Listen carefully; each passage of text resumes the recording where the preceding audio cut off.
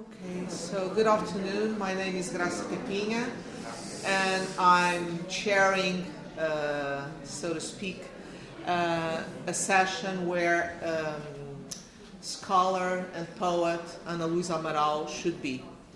Unfortunately, she's been diagnosed recently with a terrible health problem, and she could not even record her presentation, so unfortunately that will be impossible for us to have her here today with us.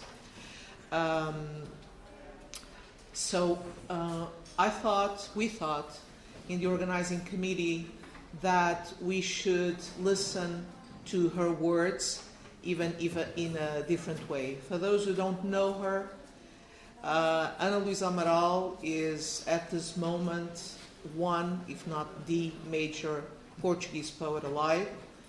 She has received prizes, all the major Portuguese prizes around the world. The last one, Reina Sofia in Spain.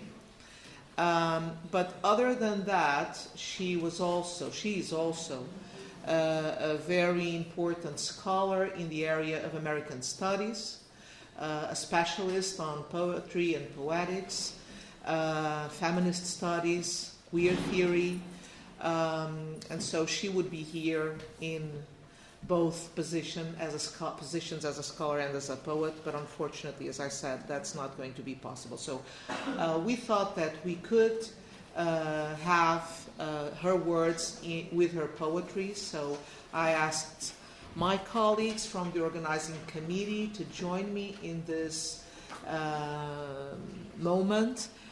We have students from the Creative Writing Master's Program that we are starting this year, the first creative writing program in the Portuguese University.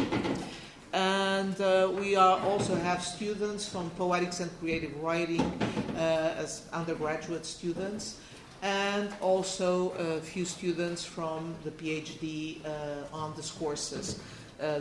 Students are going to read the Portuguese version of these poems from the book Mundo, which is her most recent book, and we professors are going to read the unpublished translation, so you're going to listen to the poems in English for the first time. They're going to be published in New Directions very soon, but they're still, the translation is still in progress, but I was allowed by Luísa to use these translations, which were done by her translator, Margaret Jewel Costa. Okay, so it's a very brief homage to Luísa Amaral, and so I asked the first two readers, Sandra Acosta and Susana Araújo, to read the first poem. I'm going to ask you to, if you want to applaud, please do it just at the end of the session, so it won't take a long time, okay? APEAA, as outras cores do mundo. No jardim tangente à minha casa, por entre os pássaros, que lhe habitam as árvores e cantam, em trinado desacerto, vive uma pega.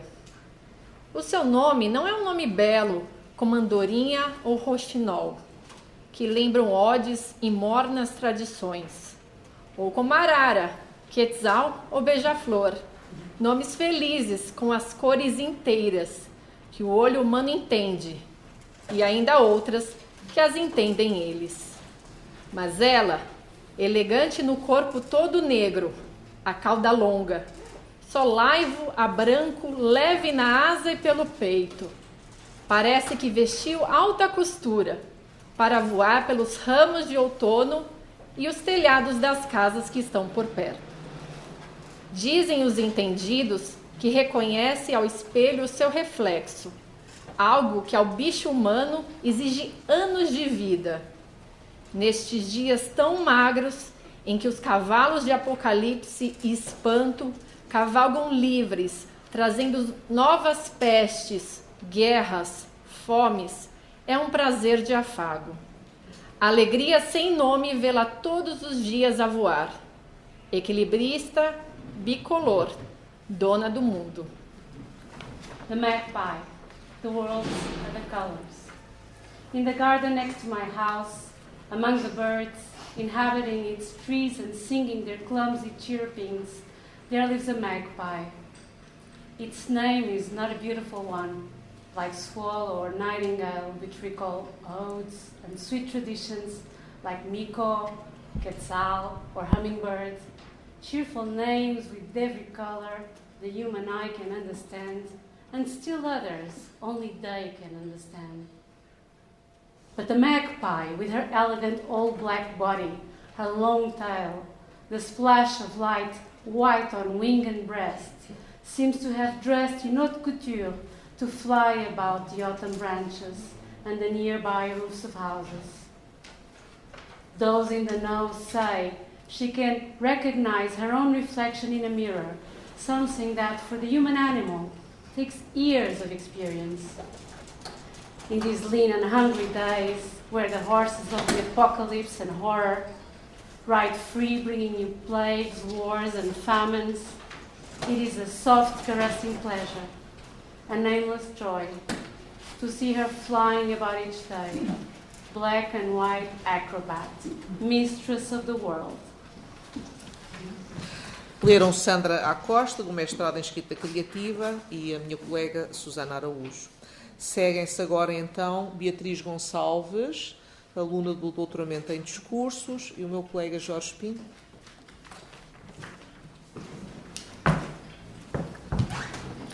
A abelha. A abelha fez a sua entrada triunfal. Neste pequeno pinheiro de varanda, morto há já algum tempo, colonizado agora por uma era de folhas como trevos, ínfimas flores lilazes. As gavinhas da era, ao longo do pinheiro seco e escuro, cobrem-no quase todo. Uma asfixia em verde e tons de azul, estranhamente bela. Ela, prima-dona de elegante cintura, sobrevoou o palco deste céu tingido a primavera. Provou as flores em exame profundo. Verificou, testou, sedutora infalível, e em frente a cada uma foi bebendo, metódica e feliz. Depois, um voo rasante em roda do pinheiro, uma prova final a cada flor, talvez rasto de néctar faltasse, e saiu triunfante. Quando partiu daqui, transportava nos bolsos do corpo matizado a negro e ouro uma porção infinitesimal de vida. The bee.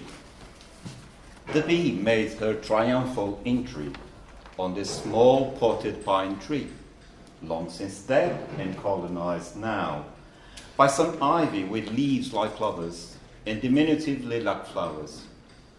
The ivy's tendrils cover almost the whole of the dark, shriveled pine tree, suffocation in green and shades of blue, and strangely beautiful.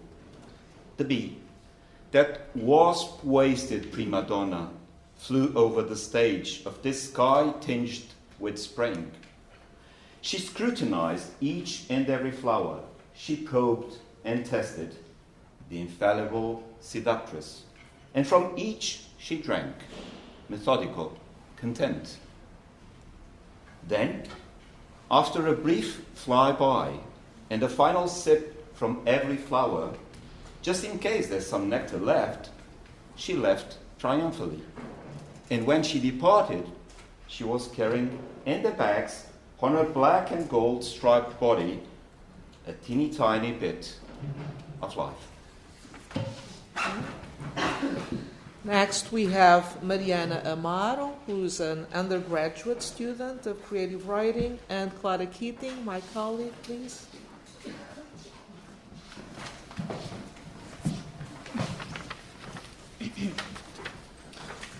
Os pássaros. É quase manhã e os pássaros lá fora, em volta de canção. Estranha hora, feita de tão pequeno voeiro, prestes à limpidez do céu. É já de madrugada, no silêncio, mas eles continuam, em volta da canção.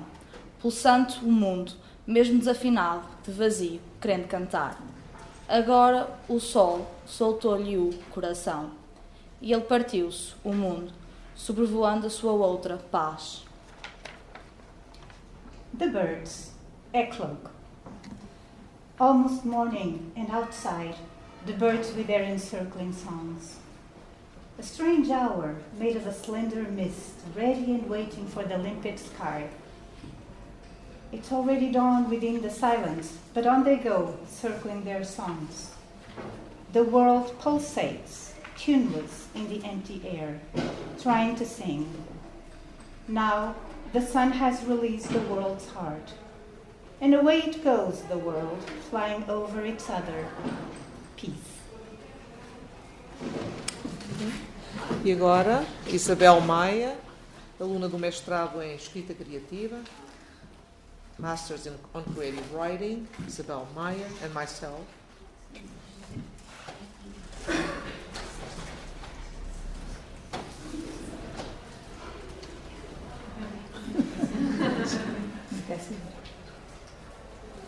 A mesa. A minha pátria é esta sala que dá para a varanda. E é também a varanda com as suas flores que vão e vêm meses fora. E eu vejo luminosas, mesmo quando se tornam cor de vento triste. A minha pátria é a toalha branca que me cobre. São os pratos que sustento todos os dias. Os braços que se encostam a mim. Até a água, onde quase me afoguei. Por culpa distraída de mão que no meu corpo a colocou. Mão insensata, esquecida de cuidar. Comecei cedo a conhecê-la, à minha pátria. Quando era ainda a paisagem perfumada das madeiras, irmãs de nascimento, a serração, o ar coberto de minúsculos fios e pó, tão bem cheiroso. Os dedos que depois me tomaram, tábua larga, me afagaram com plainas, o verniz, o brilho. Tudo isso já foi a minha pátria. Pradaria de insetos, ventos brancos, a seiva viva que corria nos meus veios, a água que eu bebia para sobreviver e que me protegia. Que a mão que agora aqui sobre mim se estende se lembre desta inteira condição comum. De reino igual viemos, para igual reino vamos, ela e eu. Os átomos que me formam e fizeram podem ter sido os seus. The table. My country is this room opening onto the balcony. It is also the balcony with its flowers that come and go over the months, and that seem to me luminous even when they turn the color of a sad wind. My country is the white cloth covering me, the dishes placed on me each day, the arms that lean on me, even the water in which I nearly drowned, spilled absent-minded by the hand that poured it over my body, a clumsy, thoughtless hand. I came to know it early on, my country, that is, when it was still the perfumed landscape of various timbers, my sisters all, of the sawmill, its air filled with tiny filaments and sweetly scented dust, the fingers that then chose me, a broad piece of wood, and stroked and caressed me with planes, varnish, polish. That was already my country, a prairie of insects, white winds, the living sap that ran in my veins, the water I drank to survive, and that protected me. May the hand that rests on me here, now, remember this our shared condition. We came from the same realm, and to that same realm we will go, she and me. The atoms that shaped me and made me could so easily have been hers. E agora, peço então à minha colega Susana Araújo, que vai ter que substituir um aluno, Susana Araújo substituting for a student, and my colleague Manuel Portela, please.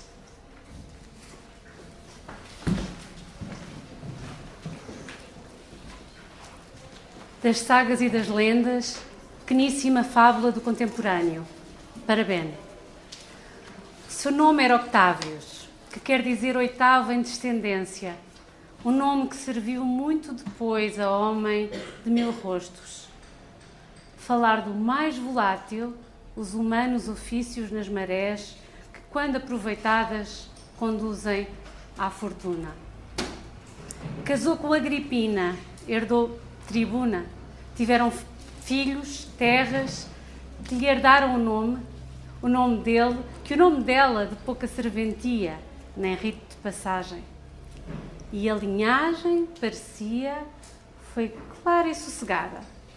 Ástride veio, uns séculos depois, em embarcação esguia, coberta de plumagens e dragões, desembarcou com Igor e guerreiros, ali chegados não só para pilhagem de terras e mulheres, mas para as bem lavrar, às mulheres e às terras. E límpida, parecia, lhes foi progenitura. Mas por certo algum curto vórtice de luz, ou Deus de natureza, ou Deus qualquer, não fez perfeita a história acontecida, e ao baralhar os naipes de outra forma, criou pares novos numa arca nova. A descendência muito ameaçada, figos meio alourados, outros sem cor distinta, em alguns casos sombria ou alva como a neve em baixa temperatura. O figo de Igor, baixo, íris escura. Igor bramando a Thor e a Odin, os trovões clamados. Astrid sussurrando-lhe ao ouvido, dizendo, nem sei, não compreendo como aconteceu, mas ele era tão hábil e gentil, tinha os olhos rasgados, falava-me de estrelas, e o seu perfil um pouco estonteante. E tu estavas na guerra? E um dos filhos de Otávio, seu herdeiro por lei, com os olhos muito azuis. Os murros fincados sob a pedra do lar, Agripina dizendo, nem sei, perdoa, meu amor, não compreendo como se passou, mas ele tinha tranças e eram louras, e não chegou devagar, não fez trondo, de trovão nenhum. Como disseste que eles fazem sempre. E trazia uma pedra cintilante, dizia ser o Deus que o protegia e que o acompanhava. E tu estavas na guerra. E assim por aí fora. Assim deve ter sido. Assim foi. De certeza mais segura. Célticos imigrantes, africanos, alguns árabes, fugidos serrateiros do fim do continente, mas que a lenda parece ter esquecido os efeitos futuros. E quanto a isso tentou ser obscura. E godos, visigodos, pictos, germanos, hunos, alguns casando por amor e terras, outros por terras e talvez amor, outros porque ordenados pela ordem das terras e dos usos, mas na verdade amando o vizinho do lado, em vez da doce esposa, alguma esposa ansiando das ameias, a aia cumpridora e desejante. Mas todos dando filhos, pretexto para saga, mais tarde literatura. E sempre em guerra. E sempre eles em guerra.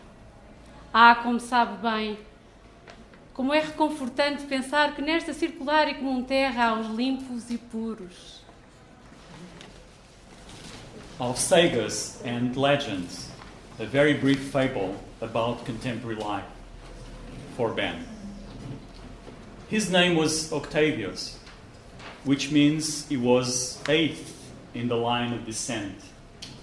A name that proved very useful to the man of 1,000 faces when talking about all that's fleeting, the affairs of man and high tides which, taken at the flood, lead on to fortune. He married Agrippina, became a tribune.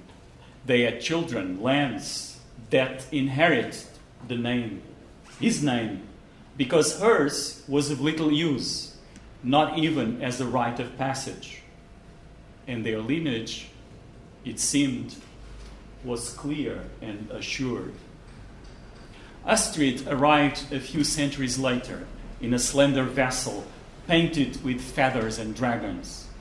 She disembarked with Igor and his warriors, who came not only to pillage lands and women, but to work them hard, both women and lands. and their provenance, it seemed unblemished. But some brief vortex of light, or god of fortune, or god of anything, made rather a mess of the ensuing events, and went shuffling the cards another way, created new couples in a new arc. The lineage under threat. Some children vaguely blonde, others no particular color at all, sometimes dusky, sometimes whiter than the whitest snow. Igor's son, short, dark-eyed. Igor raging at Thor and Odin, demanding thunderbolts to fall, and Astrid whispering in his ear, telling him, I don't know, I don't understand how it happened, but he was so clever and so kind, and he had almond eyes and spoke to me of stars, and his profile just stunning really, and you were away at the war. And one of Octavius' sons, his leaguer hair with very blue eyes. How he stamped and raged. Agrippina telling him, oh dear, forgive me, my love. I don't understand how it happened. But he had fair plaited hair. Now, and he arrived very slowly, not accompanied by a thunderclap, as you told me they always are. And he brought with him a glittering stone, which he said was the god who protected and accompanied him. And you were away at the war. And so on and so forth. That's how it must have been. And with the most certain of certainties, it was. Immigrant Celts, Africans, a few Arabs, sneaking away from the farthest edge of the continent. But the legend appears not to have thought of the consequences, and indeed did its best to be obscure. And Goths, Visigoths, Picts, Germans, and Huns, some marrying for the love and land, others for land and possibly love, others because ordered to do so according to the dictates of the land and its uses, but actually in love with the farmer next door rather than their gentle wife, the occasional wife on the ramparts yearning for the hard-working, loving nursemaid, but all producing children, a pretext for the settler, and later on, literature. And the man still away at the war. Ah, how sweet it is, how very comforting to think that on our shared and circular earth there are still those who are clean and pure. And now, Marcos Teves, undergraduate in Poetics and Creative Writing, and Maria José Canil.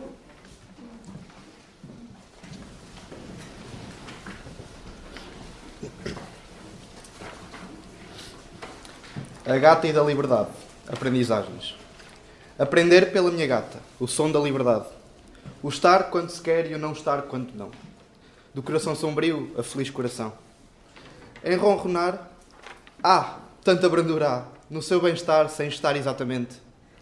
Como eu, o pesadelo ausente da forma de se estar. Contente, uma alegria de ser gato.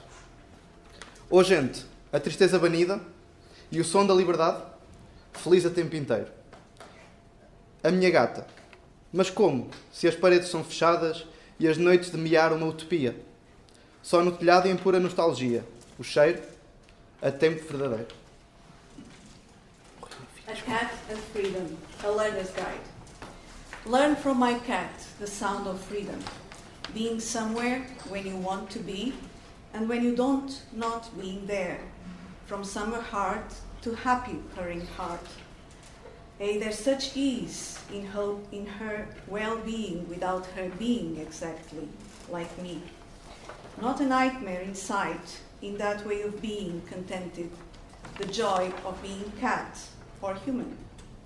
Sadness banished, and the sound of freedom too. She's happy full time, my cat. But now is that when the walls are closed and the nights spent mewing are a utopia. Only up on the roof can she smell the smell of true. time. And finally, Andrea Mariano from the Creative Writing Masters and myself. A baleia, do coração e da beleza ou perspectivas. Era muito mais alto do que eu, aquele coração reproduzido em tamanho real, no átrio do museu. Feito em fibra de vidro, as circunvoluções de um rosa escuro, por onde entravam crianças e saíam. Brincavam, como em parque, que eram amplas as curvas desse coração. Túneis, por onde a vida viajou, um coração cortado pela diagonal, mas intacto no tato. O seu original, não sei se nunca, não sei se alguma vez partido por amor. No teto, sustentado por grossos cabos de aço, já não cópia fiel, mas o esqueleto real, que um dia o acolhera, ao coração, de uma baleia azul. O nome herdara-o ela, da cor do oceano que nos fez comuns. Nos embalou um dia, a nós ainda não humanos, quando viemos dele. Arrastados na areia, minúsculas serpentes, a vegetação densa, um céu pesado, traçado por relâmpagos e fogo. A barbatana quase braço, a guelra quase, ouvido ainda não, e o resto por fazer, e tudo por amar. Tosca depois a linguagem nossa, a dela, música aquática, lembrando o som do sangue. A latejar, o que invadia então o coração ainda vivo, quando a vida irradiava em 1000 pedaços, explodia no planeta. Rasgava as linhas todas impostas pela aridez galáctica, galgava impérios por haver e por tombar, e concebia lentamente a beleza que vi nesse museu. Um cemitério de ossos por esqueleto, epitáfio que o tempo amordaçou. Por baixo, o coração facsimilado e nu. E dentro dele, as vozes e os risos dos filhos dos humanos. About the heart and about beauty, or perspectives. It was much taller than me, that life-size reproduction of a heart in the entrance to the museum. Through the dark pink fiberglass circumvallations, children came and went, playing as if in a park, for that heart had very ample curves. Tunnels through which life hath traveled, a heart split diagonally in two, but intact to the touch. But whether the real heart was ever broken by love, I don't know. Suspended from the ceiling on thick steel cables, not a faithful copy this time, but the genuine article, the skeleton, that was once home to that heart. The skeleton of a blue whale. It took its name from the color of those oceans we shared in common, and that cradled us both when we were still not yet humans. When we emerged, slithering over the sand, minuscule serpents, finding the vegetation dense, the sky heavy and streaked by lightning and by fire, our fins almost arms, our gills almost ears, but not yet, and the rest a work in progress, a labor of love. How crude our language seemed then, while the whales was aquatic music, the sound of blood pulsing, the blood filling its then living heart, when life was radiating out in 1,000 pieces, exploding onto the planet, ripping up the lines imposed by the galactic desert, leaping over empires still to be created and destroyed, and slowly conceiving the beauty I saw in that museum.